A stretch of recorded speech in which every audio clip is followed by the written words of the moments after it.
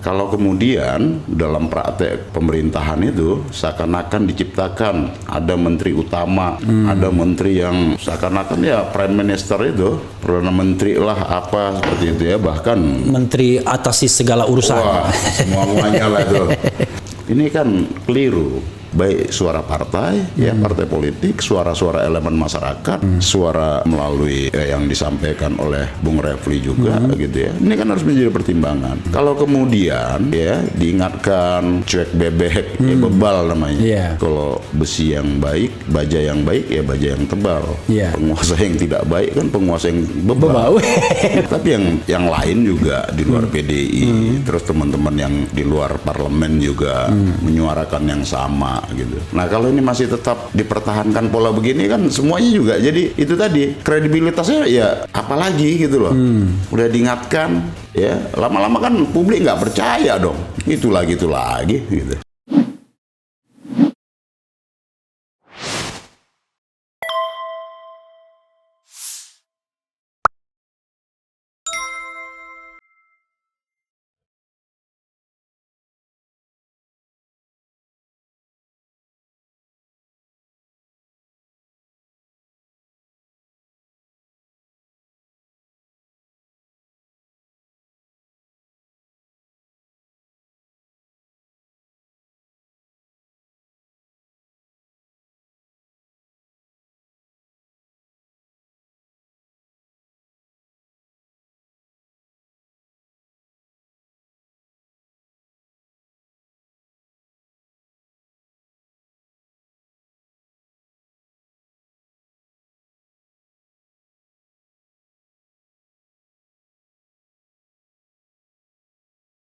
Saya ingin memulai dari suara Masinton terakhir. Kayaknya kritis banget terhadap Luhut Binsar Panjaitan. Oke, silakan, ya kan? Iya, jadi gini, Om Refli. Jadi pertama, kalau kita melihat ininya, konteksnya adalah bukan terhadap personal tentu, Om Refli. Kita ini kan menganut sistem presidensial, bukan parlementer.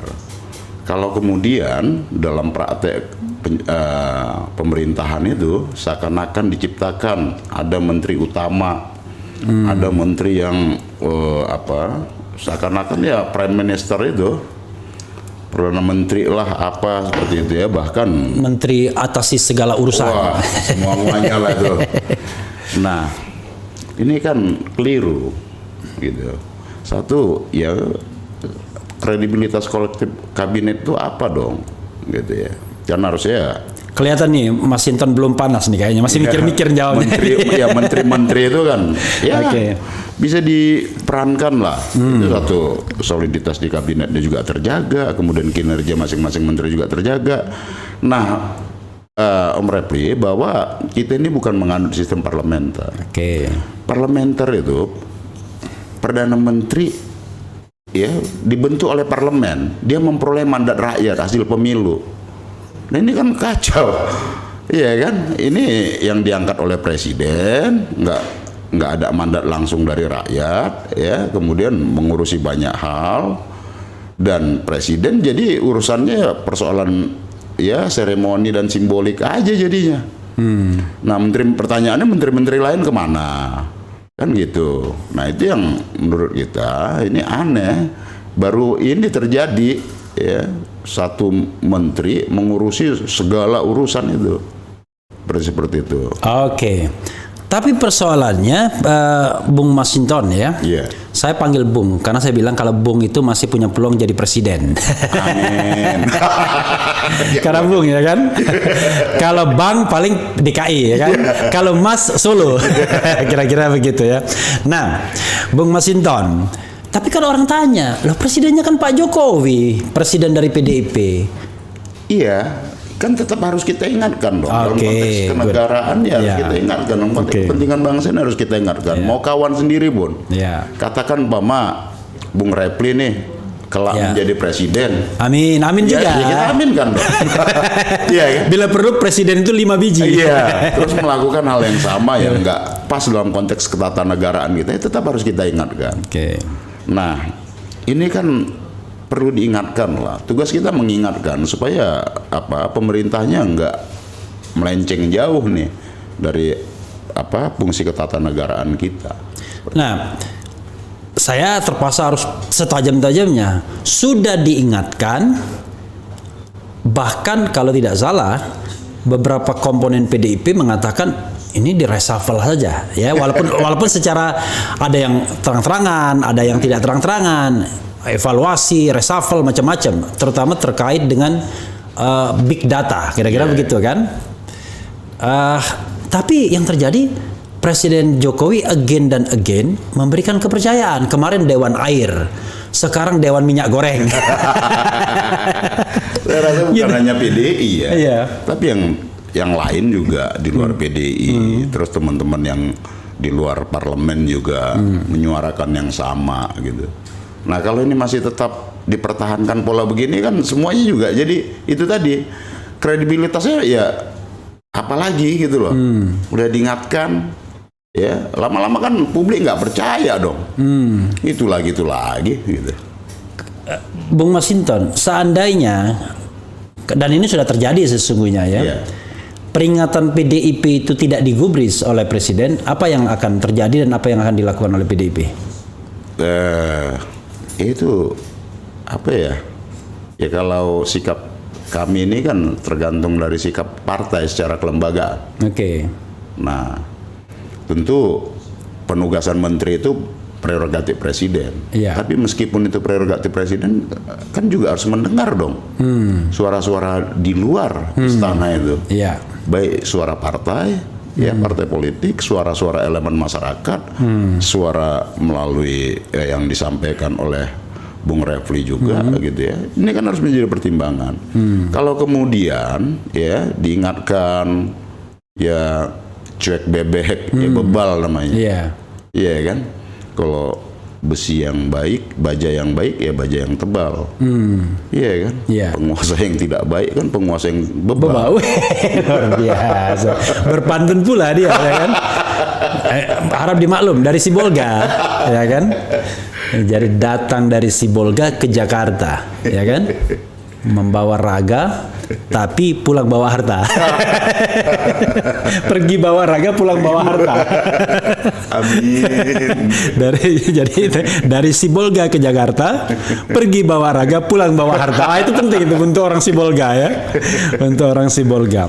Ya tapi orang tetap ingin tindakan yang firm dari PDIP atau ya udahlah main katakanlah main tarik tambang aja. Kadang ulur, kadang tarik begitu. Ya itu kita gimana ya mau bilang mengintervensi presiden kan juga nggak mungkin dong. Ya kita kan tahu batasan juga. Ya itu prerogatif presiden. Ya tapi ya suara-suara masyarakat itu jadi pertimbangan dong. Iya kan. Ya, Bung Masinton, saya ini terpaksa saya lebih tajam lagi nih. Mohon maaf nih. Harus ya kan? tajam. Saya kan sudah melihat tuh dari periode pertama.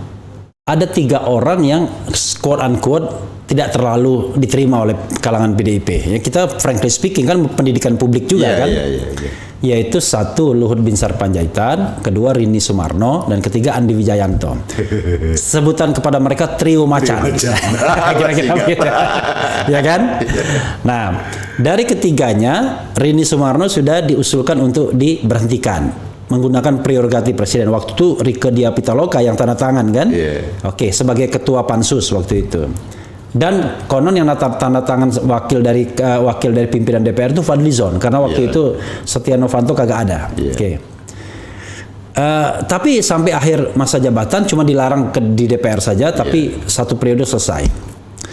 Yang kedua Andi Wijayanto dari sekretaris kabinet, kemudian akhirnya diganti betul. Ditempatkan kader PDIP Pramono Anung di sana. Walaupun sekarang Andi Wijayanto Gubernur Lemhanas itu cuman barangkali tidak terlalu penting bagi the ruling party karena tidak menentukan kebijakan negara secara langsung kan. Tapi big data. Oh big data. Oh big data di sana ya. Allah Akbar. Oke, di sana ya big data. Oke. Nah, dan kita tahu terakhir adalah Luhut Binsar Panjaitan. Luhut Binsar ini saudara sekalian ini mohon maaf nih kalau saya keliru. Itu bapak baptisnya Andi Wijayanto. Yang saya tahu ya, kan begitu. Nah, Luhut juga cuma digeser saja dari KSP ya ke Menko Polhukam dan sekarang Menko Marifest, awalnya Maritim Tok ditambah investasi. Tetapi mau ditempatkan di mana, Luhut is Luhut. Ya kan? Tetap saja Luhut is Luhut. Nah, masalahnya ya, kenapa PDIP kemudian merasa kok 3 orang ini quote unquote, saya nggak tega ngomongnya, nggak disukai. Kadang-kadang ngomong terus terang itu nggak enak juga ya. Oke, gitu aja. Oke. Nggak disukai itu apa ya? Dulu tuh ada rumah transisi namanya. Iya, rumah transisi. Oke, itu menjelang Pak Jokowi dilantik, ya kan? Ada rumah transisi yang dipimpin oleh Periode pertama. Ya, periode pertama Bu Rini ya. Ketika presiden masih Pak SBY. Iya. Ya, jadi sebelum dilantiknya Pak Jokowi. Iya. Oke. Nah, rumah transisi itu kan kemudian bukan hanya PDI, saya rasa yang komplain ya. Termasuk partai pengusung lainnya juga, pengusung Pak Jokowi juga komplain kalau nggak salah. Iya kan, baik itu Pak Surya Paloh, Pak JK juga dia komplain. Karena itu kemudian jadi pintu masuk kan.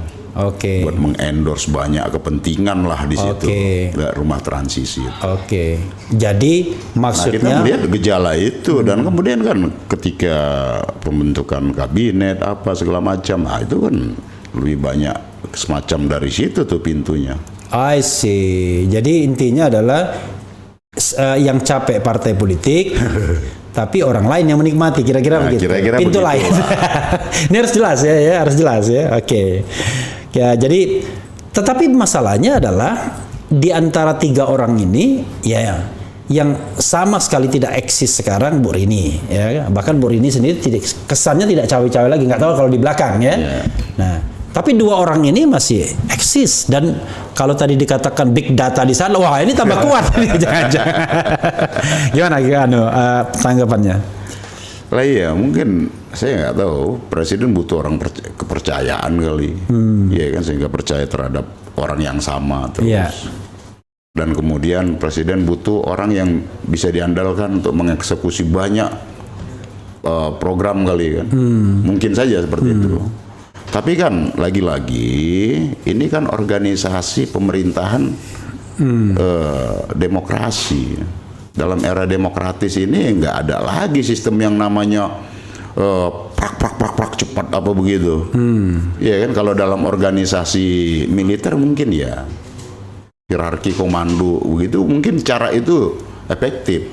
Tetapi dalam konteks pemerintahan sipil nggak bisa memimpin cara seperti itu. Itu akan menciptakan disharmoni. Itu akan membuat orang bertanya-tanya, oh ya dipimpin model begini. Demokrasi itu dialog, memang panjang ya, tapi disitulah kita sudah mengambil jalan demokrasi itu sebagai ruang untuk mendialogkan banyak kepentingan, termasuk kepentingan rakyat, kepentingan bangsa ini maupun kepentingan pemerintah dan lain-lain seperti itu.